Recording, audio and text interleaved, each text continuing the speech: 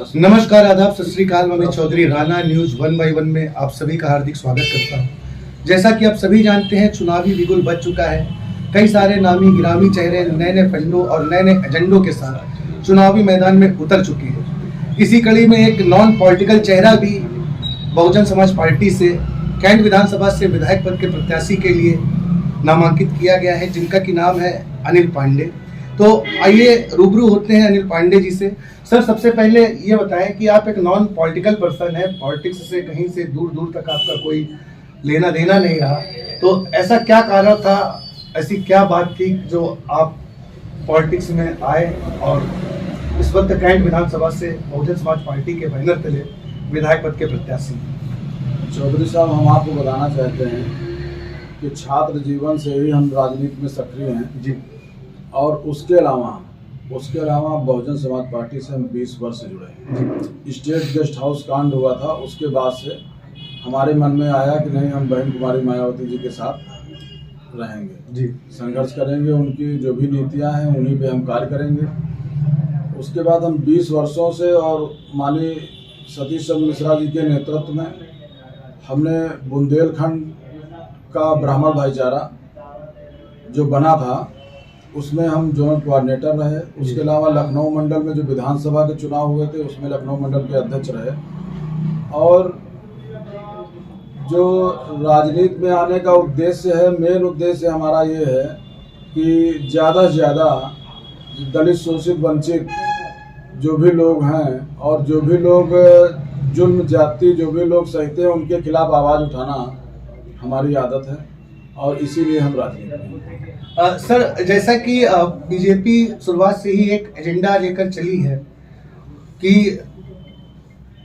कन्याओं के विकास के लिए, कन्याओं की समुचित पढ़ाई के लिए, लेकिन कहीं ना कहीं अगर देखा जाए तो ना कन्याओं के लिए उचित शिक्षा की व्यवस्था है, तो उसमें आप एक रोशनी डालें कि आप क्या कहना चाहेंगे?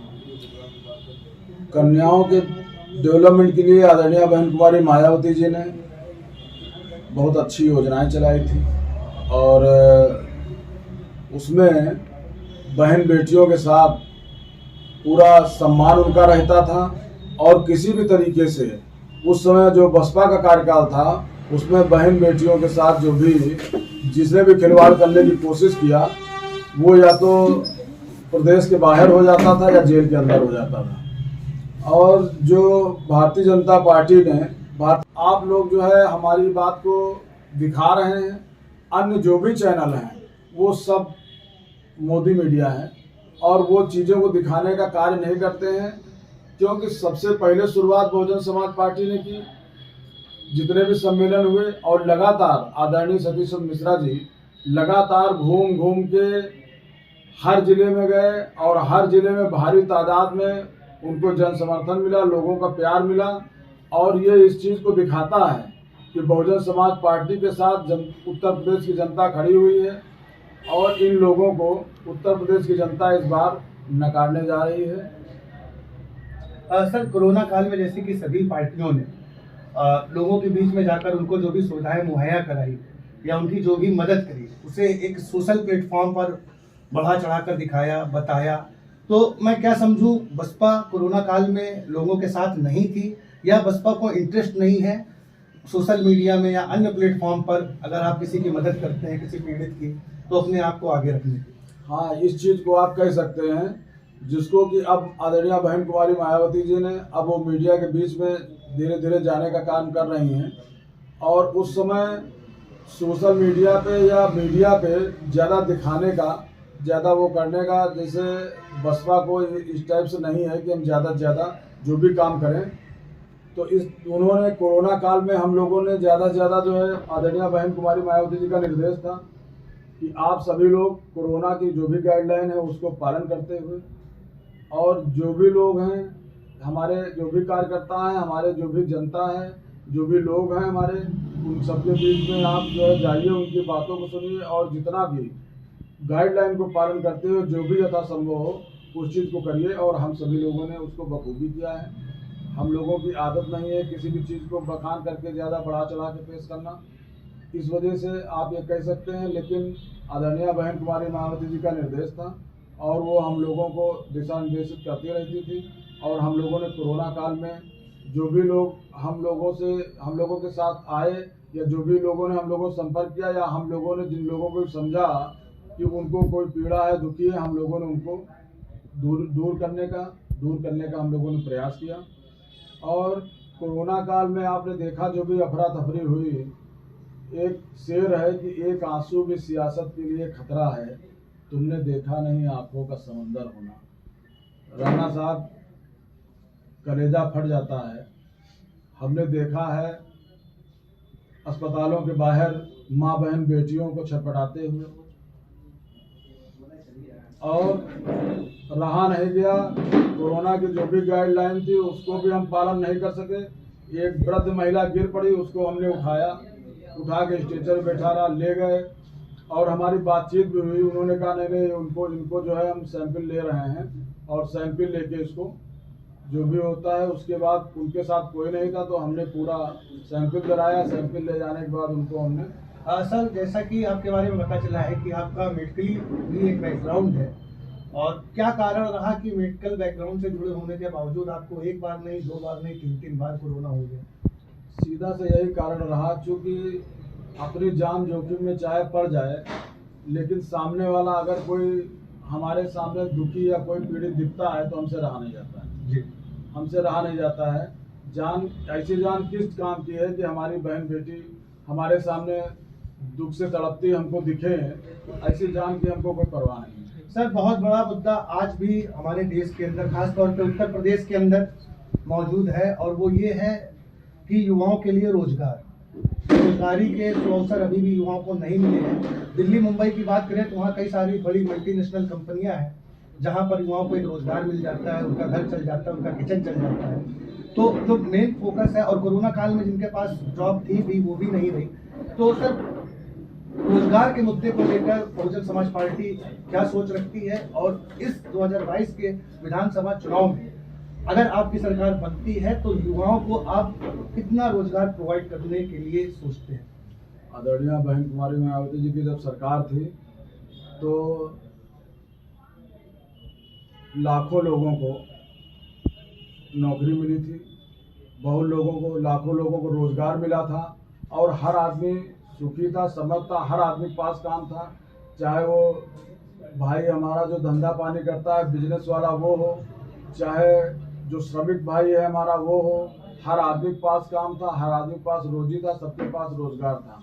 उसके बाद जब समाजवादी पार्टी आई तो समाजवादी पार्टी ने नौकरियां चंद निकाली, लेकिन उसमें उन्होंने सीमित कर दिया, केवल जो है वर्ग विशेष को नौकरी देने का काम किया। अब जब भारतीय जनता पार्टी आई तो भारतीय जनता पार्टी ने नौकरी तो नहीं दिया, ये जरूर कहा कि भाई पढ़े लिखे हो तो आप पकौड़े बेचिए। लेकिन जब आदरणीय बहन कुमारी मायावती जी आएंगी, वो चूँकि जो है बड़े बड़े चुनावी वादे नहीं करती हैं, लेकिन इस बार उन्होंने कहा है कि जो भी हमारे महापुरुष की जो मूर्ति लगनी थी, जैसे लोग आवाज उठाते हैं, उन्होंने कहा सब लगा चुके हैं जी।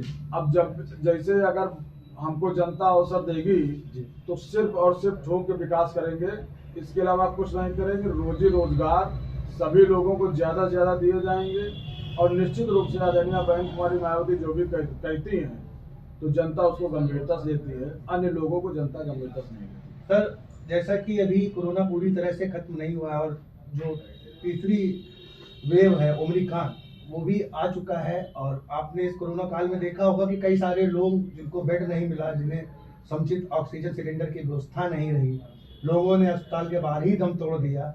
तो क्या कोई ऐसी रणनीति बनी है कि अगर हमारी सरकार बनती है तो इस तरह की जो आपदाएं, विपदाएं, महामारियां, जिसको कि भारत देश ही नहीं संपूर्ण विश्व झेल रहा है, उसके लिए ऐसी कोई रणनीति बनी है कि अगर हमारी सरकार आती है तो सर्वप्रथम हम स्वास्थ्य सेवाओं की तरफ कोई ध्यान देंगे? रणनीति निश्चित रूप से बनी हुई है, और बहुजन समाज पार्टी का सबसे बड़ी चीज़ ये है कि शासक अगर जो है अच्छा है और उसका अगर कार्य करने का जज्बा है तो हर हाल में जनता के लिए खुशहाली का मौका रहता है।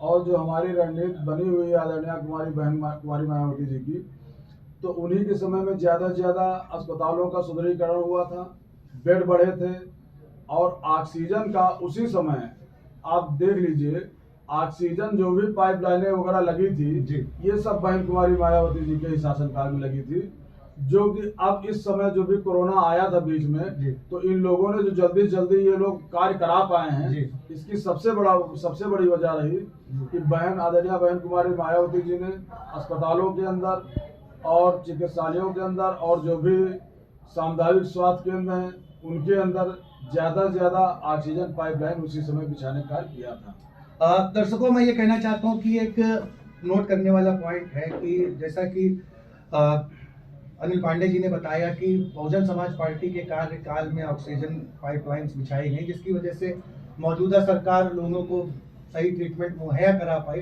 तो कहीं ना कहीं इनडायरेक्ट वे में बहुजन समाज पार्टी का इस कोरोना काल में भी काफी योगदान रहा है। निश्चित रूप से रहा है, निश्चित रूप से रहा है।